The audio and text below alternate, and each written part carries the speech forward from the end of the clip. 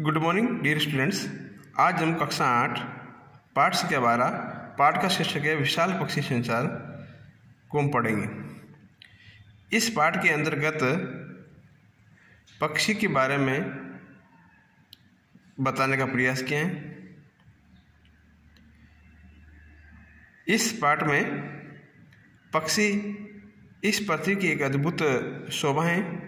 विश्व में अनेक प्रकार के पक्षी पाए जाते हैं। विभिन्न प्रकार के पक्षियों के रंग रूप व उनके स्वभाव भी अलग अलग होते हैं। प्रस्तुत पाठ के माध्यम से विभिन्न प्रकार के पक्षियों के बारे में जानेंगे।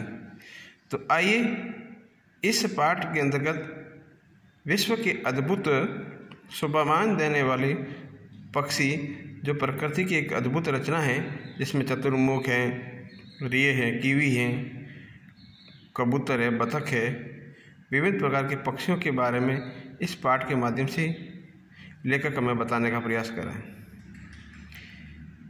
लेखक कहते हैं कि पक्षी प्रकृति की अद्भुत रचनाएं भिन्न भिन्न रंगों और आकृतियों के उछलते कूदते पक्षी इस प्रकृति की शोभा है। जी चाहता है कि इस सुंदर जीवों को देखते ही रहे। पानी में चपकाते, सुरीले ताने छेड़ते, खुशी के चहचहाते पक्षी सदैव ही कितनी व्यस्त दिखाई देते हैं। छोटी सी कल्पना कीजिए, तनिक कल्पना कीजिए, यदि पक्षी न होते तो विश्व कैसा लगता। इसके बिना दुनिया कितनी फीकी होती। पक्षियों के पंख तरह तरह के रंगों और आकृतियों के होते हैं। ये कोमल भी बहुत होते हैं। पक्षियों का रंग तो पेड़ पौधे के रंग से मेल खाता है या जमीन के रंग से। कहते चलिए वे एकदम दिखाई नहीं पड़ते। इसी कारण अन्य जीव जंतुओं में इसका रंग भिन्न होता है। पक्षियों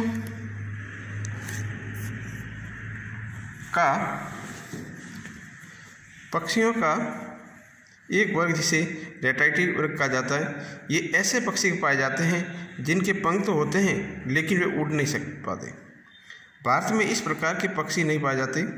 न उड़ने वाले पक्षी उन स्थानों पर पाए जाते हैं जहाँ पर उनके शत्रु जैसे बिल्ली, भेड़िया न पाए जाते।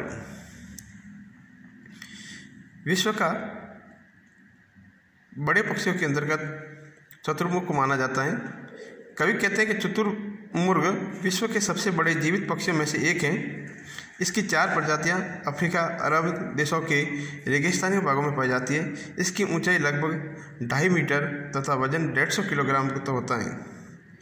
नर चतुर्मुर्ग की पूंछ सफ़ेद व गर्दन काली होती है, जबकि मादा छोटी व स्लेटी व भूरे रंग की होती है।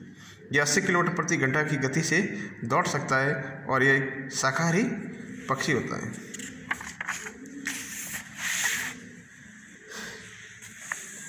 आइए हम जानते हैं चतुर्मुख के बारे में कि चतुर्मुख की 2 अनोखी विशेषताएं भी होती हैं।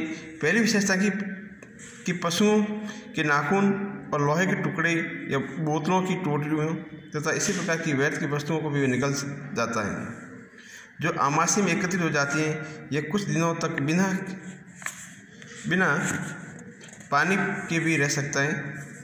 दूसरी विशेषता लोगों की धारणा है कि खतरे में के समय अपने सिर को रेत में दबा लेता है, परंतु यह सत्य से परे है।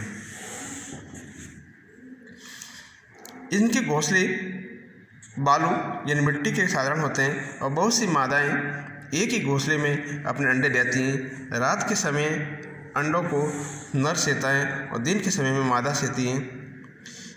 इसके अंडे बहुत बड़े होते हैं, जिनका वजन 1.5 किलोग्राम होता है।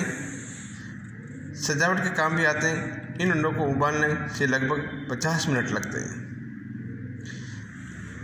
फिर एक रिये पक्षी है। यह चतुर्मुख जैसा ही एक पक्षी होता है। ये आकार में चतुर्मुख से कुछ छोटा होता है।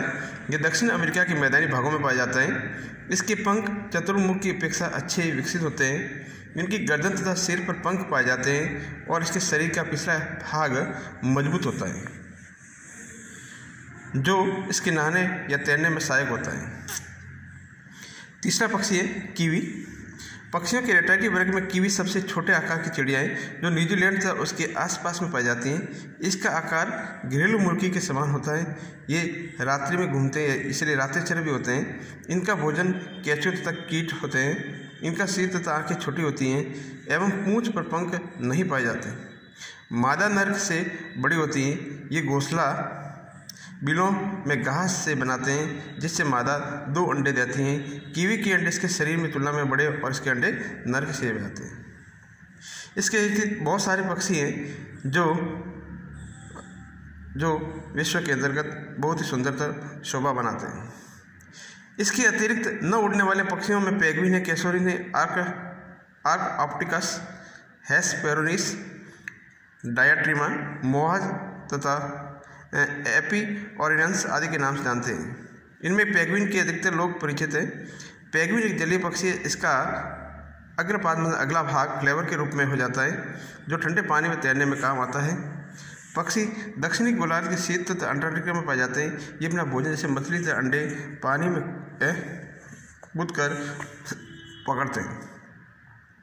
इनकी ऊंचाई 19 इंच होती है। इनका रंग नीला काला होता है। अधिक ठंड से पेंगुइन अंडा देने में असमर्थ होती हैं।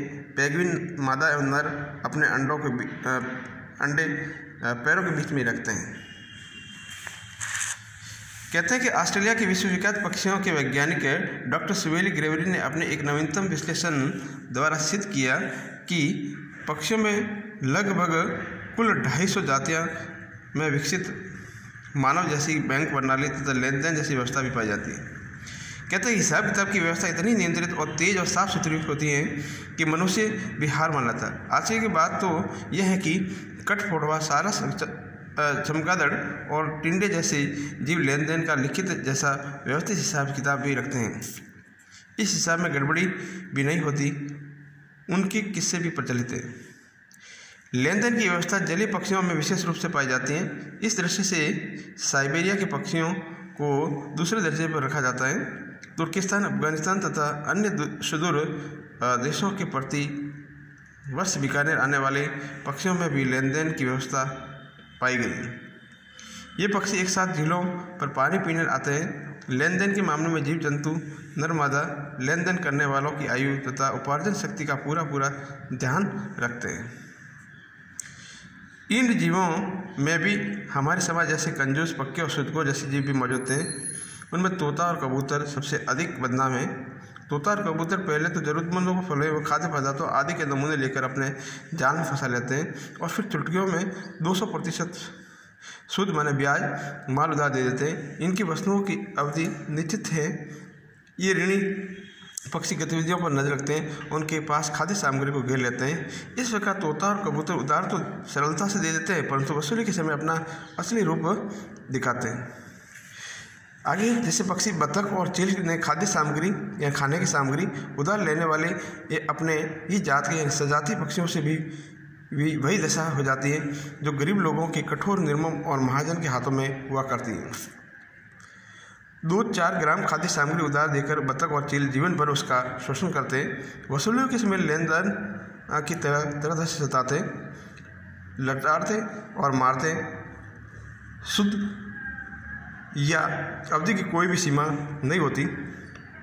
रोगी पक्षियों को निस्संदेह लिहाज किया जाता है अर्थात भावनाएं इसमें भी होती हैं, यानी रोगी पक्षियों को माफ कर लेते हैं। पक्षियों में ईमानदार और न्यायदान भी की कमी नहीं है।